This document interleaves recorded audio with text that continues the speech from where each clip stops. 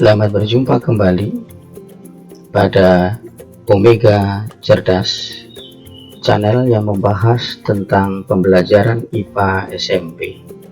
Kali ini Omega Cerdas akan memaparkan tentang struktur tubuh tumbuhan daun.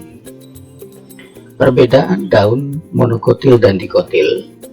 Monokotil memiliki tulang-tulang daun yang lurus, contohnya daun jagung. Sementara untuk daun dikotil memiliki tulang daun yang bercabang, membentuk sudut. Contohnya daun dikotil adalah daun mangga. Fungsi daun. Daun berfungsi sebagai tempat proses fotosintesis, dan juga daun merupakan alat pernapasan atau alat respirasi pada tumbuhan. Organ pernapasan tumbuhan yang terletak di daun ada di bawah daun yang bernama stomata. Daun merupakan alat reproduksi vegetatif juga, contohnya pada tanaman cocor bebek yang membentuk tunas daun. Dalam hal ini, daun bertugas untuk memperbanyak tanaman. Pada daun terjadi proses fotosintesis, di mana dengan bantuan sinar matahari, di sini ada air yang berasal dari akar tumbuhan dan oksigen yang berasal dari udara bertemu di sebuah bagian daun yang bernama klorofil.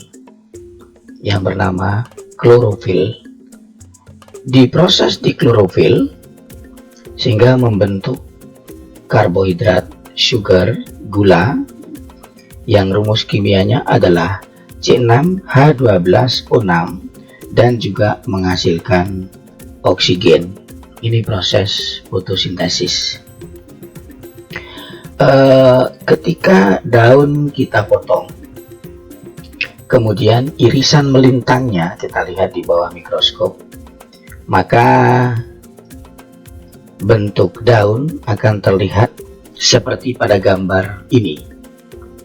Bagian atas daun disebut dengan epidermis atas.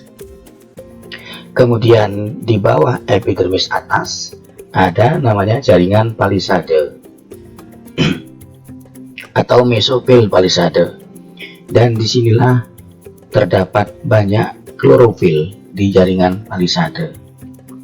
Di bawah jaringan palisade terdapat jaringan bunga karang atau mesofil bunga karang. Di sini juga terdapat klorofil, tetapi tidak sebanyak di jaringan palisade. Jadi klorofil banyak terdapat di jaringan palisade atau mesofil. Kemudian berkas pengangkut seperti phloem dan xilem juga banyak terdapat di daun, yaitu di bagian bunga karang. Jadi seperti pada pembelajaran akar dan batang kemarin, ada berkas pengangkut yaitu xilem dan phloem. Xilem adalah berkas pengangkut yang mengangkut air dan garam-garam mineral dari akar ke daun. Sedangkan phloem adalah berkas pengangkut yang mengangkut hasil proses fotosintesis dari daun ke seluruh tubuh. Jadi di sini di mesofil bunga karang terdapat berkas pengangkut baik xilem maupun phloem. Kemudian di paling bawah daun, itu disebut dengan epidermis bawah, dan disinilah terdapat apa yang disebut dengan stomata atau mulut daun tersebut. Stomata adalah tempat keluar masuknya oksigen dan juga karbon dioksida. Oksigen diperlukan untuk bernapas maupun untuk proses fotosintesis. Sementara diulangi, stomata adalah proses masuk keluaran masuknya oksigen dan karbon dioksida.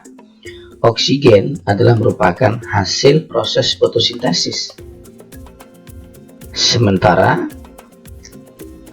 untuk proses fotosintesis itu sendiri memerlukan karbon dioksida yang berasal dari udara dan masuk melalui stomata. Demikian pemaparan tentang daun, dan semoga bermanfaat. Sampai jumpa di video berikutnya.